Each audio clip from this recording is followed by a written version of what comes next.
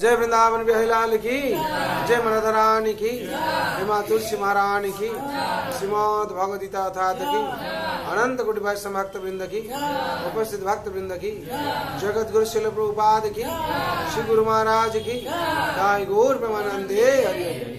कृष्णाय वासुदेवाय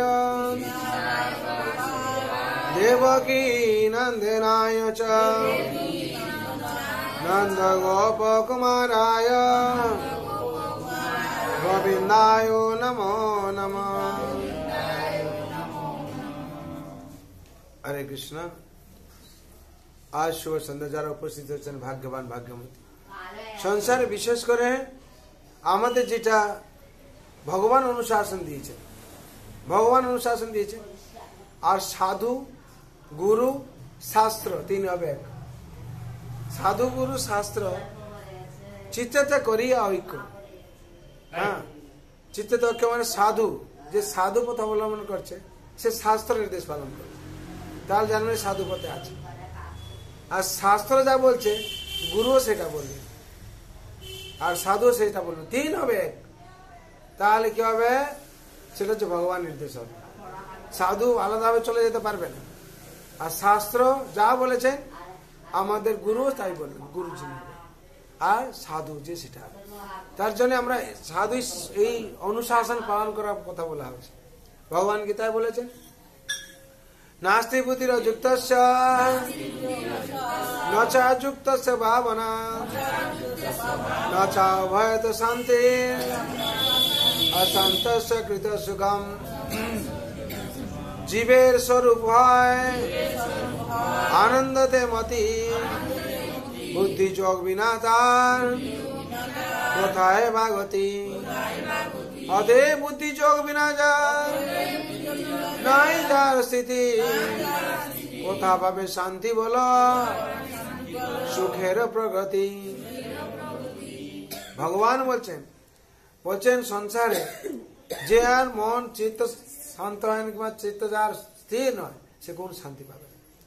আর শান্তি বিনা সুখ পাওয়া যাবে না, সুখ ছাড়া ডেভেলপমেন্ট হবে না।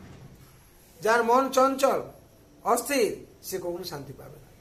আর স্থির কখন হবে? যখন সে ভগবান অনুশাসন পালন করে, তখন তার মন স্থির হবে।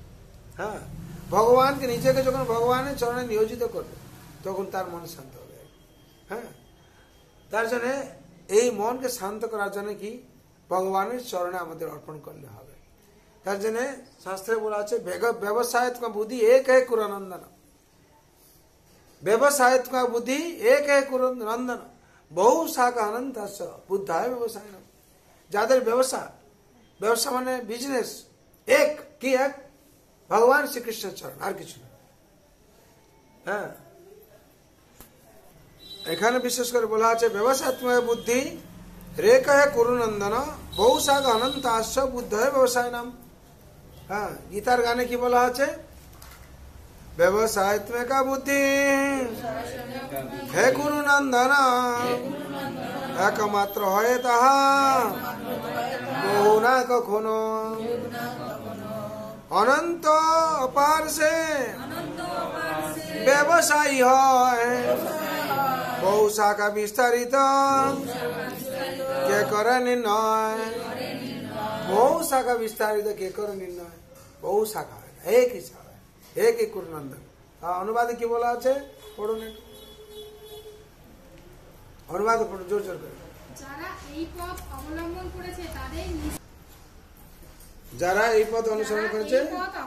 করেছে তাদের নিশ্চয়িকা বুদ্ধি একনিষ্ঠ। হে কুরুনন্দন, অস্থির চিত্ত সকাম ব্যক্তিদের বুদ্ধি বহু শাখা বিশিষ্ট ও বহুমুখী। হ্যাঁ, এখানে কি বলার? অস্থির চিত্ত কাকে বলা আছে? যারা ভগবত ভক্তি করে না, তাদের মন সবসময় অস্থির। তারা কি হয়? বহুমুখী। এখন একটা কথা বলছে, আদৌ না আপনার আরেকটা কথা বলছে। আজকে এখানে আছে, কালকে ওইখানে আছে, কালকে ওইখানে আছে, ওখানে ঘুরে বেড়া খাচ্ছে, ও সব বহুমুখী হয়ে যায়। এখানে বলা আছে, কি বলা আছে? যারা এই পথ অবলম্বন করছে তাদের নিশ্চয়তা বুদ্ধি। নিশ্চয়তা বুদ্ধি মানে একনিষ্ঠ বুদ্ধি। গীতাতে বলা হলো তো নাকি? ভগবান বলছেন তো নাকি? যারা ভগবত পথ অনুসরণ করছেন তাদের একনিষ্ঠ বুদ্ধি। একনিষ্ঠ বুদ্ধি মানে কি? একটাই বুদ্ধি হবে, একটাই মনে একটা কথা হবে, কি ভগবান শ্রীকৃষ্ণ ছাড়া আর কিছু না। হাজার লোক কি বললো আমরা শুনতে যাব না, হাজার লোক কি বললো আমরা শুনতে যাব না, হাজার লোক আমাদের কি প্রলোভন দেখাচ্ছে আমরা শুনতে যাব না। আমাদের ভগবান শ্রীকৃষ্ণ যে বাণী দিয়েছেন, যে অনুশাসন দিয়েছেন, সেই অনুশাসনের মধ্যে আমরা থেকে চলব। আর কেউ কিছু বলছে, আমার কোটি টাকা দিয়ে বলছে তুমি এটা চেঞ্জ করে দাও, ভগবানকে মানো না।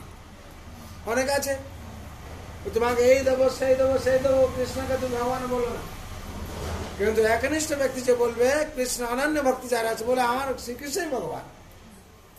কেন শ্রীমদ ভগবত গীতাতে বলা আছে, ভাগবতে বলা আছে, ব্রহ্মা সৃষ্টি করে তিনিও বলেছেন ঈশ্বর পরম কৃষ্ণ সচ্চিদানন্দ বিগ্রহ অনাদিরাদি গোবিন্দ সর্বকারণে কারণ।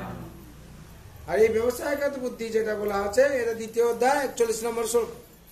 হ্যাঁ, তাৎপর্য একটু পড়ুন, এটাই পড়া হলো হয়ে যাবে। তাৎপর্য: কৃষ্ণ ভাবনাময় ভক্ত নিঃসংক চিত্তে বিশ্বাস করেন যে ভক্তি সহকারে ভগবানের সেবা করলে ভগবান তাকে এই জড়জগতের বন্ধন মুক্ত করে ভগবত ধামে তার নিজের কাছে নিয়ে যাবেন। এই বিশ্বাসকে বলা হয় ব্যবসায়িত্বকা বুদ্ধি। শ্রী চৈতন্য চরিতামৃতে 22 মধ্যে বলা আছে, মধ্যে লীলাতে 22-62 বলা হয়েছে শ্রদ্ধা সতে বিশ্বাস কর নিষেধ নিশ্চয় কৃষ্ণ ভক্তি কইলে সর্ব কর্ম কৃত হয়। বিশ্বাস মানে কোন সুমহান বিষয়ে অবিচল আস্থা। সাধারণ অবস্থায় মানুষের নানা রকম দায় দায়িত্ব থাকে, তার পরিবারের কাছে, সমাজের কাছে, দেশের কাছে তার কোনো না কোনো রকম কর্তব্য থাকে। এভাবে মনুষ্য সমাজ সকলের কাছ থেকে কোনো না কোনো রকম কর্তব্য দাবি করে থাকে। আর মানুষও তার পূর্বকৃত ভালো মন্দ কর্মের ফল অনুসারে জীবন অতিবাহিত করতে থাকে। কিন্তু যখন মানুষ ভগবত সেবায় নিজেকে উৎসর্গ করে, তখন আর তাকে সৎকর্ম করে শুভ ফল লাভের প্রত্যাশী হতে হয় না, অথবা অসৎ কর্ম করে তার অশুভ ফল ভোগ করার ভয়ে ভীত হতে হয় না। কারণ ভগবত সেবা হচ্ছে অপ্রাকৃত কর্ম, তা ভালো মন্দ, শুভ অশুভ এই সব দ্বন্দ্বের অতীত। ভক্তিযোগের সর্বোচ্চ স্তরে উপনীত হলে জড়জগতের সঙ্গে আর কোনো সম্পর্ক থাকে না, একেই বলে বৈরাগ্য। ভগবত ভক্তির বিকাশ হতে থাকলে ভগবানের কৃপার ফলে একসময় এই স্তরে উপনীত হওয়া যায়। কৃষ্ণ ভাবনাময় কোন ব্যক্তির নিশ্চয়াতিকা কৃষ্ণ ভক্তির ভিত্তি হচ্ছে জ্ঞান। পরম তত্ত্বজ্ঞান উপলব্ধি করার পরই ভক্ত ভগবানের চরণে নিজেকে সমর্পণ করেন। বাসুদেব সর্বমিতি মহাত্মা সুদুর্লভ। একজন কৃষ্ণ ভাবনাময় ব্যক্তি দুর্লভ মহাত্মা, এবং তিনি জ্ঞানের মাধ্যমে বুঝতে পারেন বাসুদেব বা শ্রীকৃষ্ণই হচ্ছেন সর্বকারণের মূল, কারণ তিনিই হচ্ছেন সমস্ত কিছু উৎস।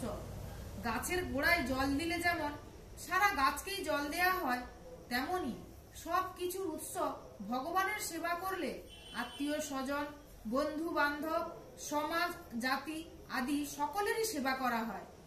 ভগবান শ্রীকৃষ্ণ যদি তুষ্ট হন, তাহলে সকলেই সন্তুষ্ট। ভগবান শ্রীকৃষ্ণ সন্তুষ্ট হন, সকলেই সন্তুষ্ট। সদ্গুরু সুদক্ষ তত্ত্বাবধানে এবং তার নির্দেশ অনুসারে ভক্তিযোগের অনুশীলন করাই হচ্ছে মানব জীবনের পরম কর্তব্য কর্ম। সদ্গুরু হচ্ছেন ভগবান শ্রীকৃষ্ণের সুযোগ্য প্রতিনিধি। তিনি তার শিষ্যের মনোভাব বুঝতে পারেন এবং সেই অনুযায়ী তিনি তাকে ভগবানের সেবায় নিয়োজিত করেন। তাই সুষ্ঠুভাবে ভক্তিযোগ সাধন করতে হলে ভগবানের প্রতিনিধি গুরুদেবের নির্দেশ শিরোধার্য করে এবং তার আদেশকে জীবনের একমাত্র কর্তব্য বলে মনে করে তা পালন করতে হবে। শ্রীল বিশ্বনাথ চক্রবর্তী ঠাকুর শ্রী পূর্বাষ্টমে বলেছেন, যস্য প্রসাদ ভগবৎ প্রসাদ যস্য প্রসাদন গতি কুলোপি যস্য প্রসাদন গতি কুতোপি অয়ংসবস যস্য সন্ধে বন্দে গুরু শ্রী চরণারবিন্দম বন্দে গুরু শ্রী চরণারবিন্দম বন্দে গুরু শ্রী চরণারবিন্দম। গুরুদেব সন্তুষ্ট হলে নেক্সট গুরুদেব সন্তুষ্ট হলে ভগবান সন্তুষ্ট হন এবং গুরুদেবকে সন্তুষ্ট না করতে পারলে কখনোই ভগবত ভক্তি লাভ করা যায় না। তাই ত্রিসন্ধ্যায় আমি আমার পরমারাধ্য গুরুদেবের কীর্তি সমূহ ধ্যান করি, স্তব করি এবং তাঁর শ্রী চরণার বিন্দে বন্দনা করি। দেহাত্ম বুদ্ধি পরিত্যাগ করে আত্মতত্ত্ব জ্ঞান লাভ করার ফলে ভক্তের হৃদয়ে ভগবত ভক্তির উন্মেষ হয় এবং তখন তিনি সর্বান্তকরণে ভগবানের সেবায় ব্রতী হন। এই আত্মতত্ত্ব জ্ঞান জানলেই কেবল শুদ্ধ ভগবত ভক্ত হওয়া যায় না, পূর্ণরূপে তার উপলব্ধি এবং আচরণ করার মাধ্যমে কেবল শুদ্ধ ভগবত ভক্তির বিকাশ হয়। যে মানুষের মন চঞ্চল ও বুদ্ধি অপরিণত তার পক্ষে ভগবত ভক্তি সাধন করা সম্ভব নয়, কারণ সে সকাম কর্মের দ্বারা অতিমাত্রায় প্রভাবিত থাকার ফলে সম্পূর্ণ নিষ্কাম ভগবত ভক্তির মর্ম উপলব্ধি করতে পারে না। ঠিক আছে, তাহলে উপর লাইনটা পড়ে নেবে। তিনি তাকে ভগবানের যশ প্রসাদ যেখানে শোকর লেখা তার উপর লেখা আছে। হ্যাঁ, তিনি তার শিষ্যের মনোভাব বুঝতে পারেন, মনোভাব বুঝতে পারেন এবং সেই অনুযায়ী তিনি তাকে ভগবানের সেবায় নিয়োজিত করেন। তার সুষ্ঠুভাবে ভক্তিযোগ সাধন করতে হলে ভগবানের প্রতিনিধি গুরুদেবের নির্দেশ শিরোধার্য করে এবং তার আদেশকে জীবনের একমাত্র কর্তব্য বলে মনে করে তা পালন করতে হবে। হ্যাঁ, যদি আমরা পালন না করি তাদেরকে অপরাধ। ঠিক আছে, কেন? তারা তত্ত্বদর্শী, তারা সাধনা করেছে, তারা জানে যে ভগবানের অনুশাসন কি, ভগবান কি চাইছেন, ভগবান অনুশাসনের মধ্যে কি লেখা আছে ব্যাপার নিয়ে, সেইভাবে তারা নির্দেশ করে, তাকেই আমরা পালন করি। হ্যাঁ, এটা শাস্ত্রে আছে আর কি। আর আমরা মনে করি হয়তো এটা কিরকম শুনতে লাগছে, শাস্ত্রে আছে, এটা আমরা জানি না হয়তো। হ্যাঁ, সেটা কি তাছাড়া যদি অন্য কিছু আমরা করে ফেলি তখন দেখা গন্ডগোল। আমরা মনে করছি ভালো, কিন্তু সেটা ভালো হবে না। ঠিক আছে, তার জন্য যে প্রতিনিধি সবসময় ভগবান অনুশাসন দেখবে, ভগবান এই বিষয়ে কি বলেছেন। হ্যাঁ, আমরা যখন বেড়াতে যাই, যা কিছু করি, আমাদের উদ্দেশ্যে গিয়ে ভগবানের পরিক্রমা করব, নাহলে আমাদের এই রাত 3টের সময় জেগে পরিক্রমা করার কিছু নেই। কেন? তারা যারা বাসিন্দা আছে, ওখানকার বাস করছে, তারা সবসময় করছে। আর আমরা বছরে 1-2বার কোথায় যাচ্ছি, আমরা এরকম ভক্তির শাস্ত্রে যাব যেটা সে একবার করলাম ভগবান তাতে খুশি হয়ে যাবে। এরা সারা বছর না করতে পারলো, একদিনে এসে এর মনের মধ্যে আছে সেই একা বুদ্ধি, যেটা নির্দেশ দিয়েছেন ভগবান, তারা পালন করেছেন। তারা তো এখানে থাকতে পারবে না, কিন্তু মনের মধ্যে তাদের ভক্তি আছে, ভাব আছে। আর সেটা কি হবে? ভগবান শাস্ত্রটা আমি অধ্যয়ন করেছি, আমি যতটুকু জানি, আমার যে অনুগামী তাদের সেই রাস্তা নিয়ে যাওয়ার চেষ্টা করব। আর যেগুলো করছেন আপনারা নিজে এবার উপলব্ধি করতে পারছেন আমি কতটা ভালো করলাম, করার পর বুঝতে পারছেন। হ্যাঁ, তার জন্য কি সাধু গুরু শাস্ত্র হবে এক, সেই কথা আমরা অনুসরণ করছি। আমাদের এখন ভগবত কি বুঝতে পেরেছেন? আর তো নেই, এটা হয়ে গেল। হ্যাঁ, তাহলে এখানে কি যস্য প্রসাদ ভগবত প্রসাদ যস্য প্রসাদন গতিকুতোপি দান সন্ধে বন্দে গুরু শ্রী চরণারবিন্দ। যার প্রসাদ ভগবত প্রসাদ, কি বুঝতে পেরেছেন? দান সন্ধ্যা বন্দে গুরু শ্রী চরণারবিন্দ। গুরুদেব সন্তুষ্ট হলে ভগবান সন্তুষ্ট হন। এখানে দেখি বুঝছেন, যদি গুরুদেব সন্তুষ্ট হন তাহলে ভগবান সন্তুষ্ট হবেন। আপনারা দুর্বাসা মুনির কথা কি শুনলেন? দুর্বাসা মুনি কি করছিলেন? অভিশাপ দেবেন অম্বরীশ মহারাজকে। ভগবানকে আটকালেন ওখানে। ভগবান কি বললেন? ভগবান সন্তুষ্ট নয়, বললেন আমার ভক্ত যদি সন্তুষ্ট হয় যে তোমাকে ফিরিয়ে দেয় তাহলে তুমি বাঁচবে। আমি যে একাদশী পালনটার কথা বলিনি, মনে পড়ছে না নাকি?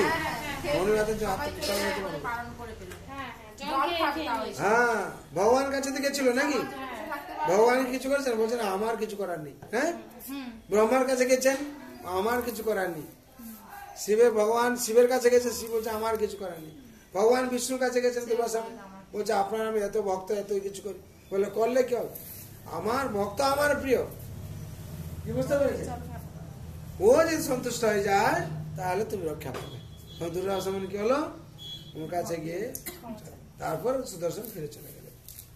সেরকম সংসারে ভগবান তার জন্য বলছেন অহং ভক্ত পরাধীনা,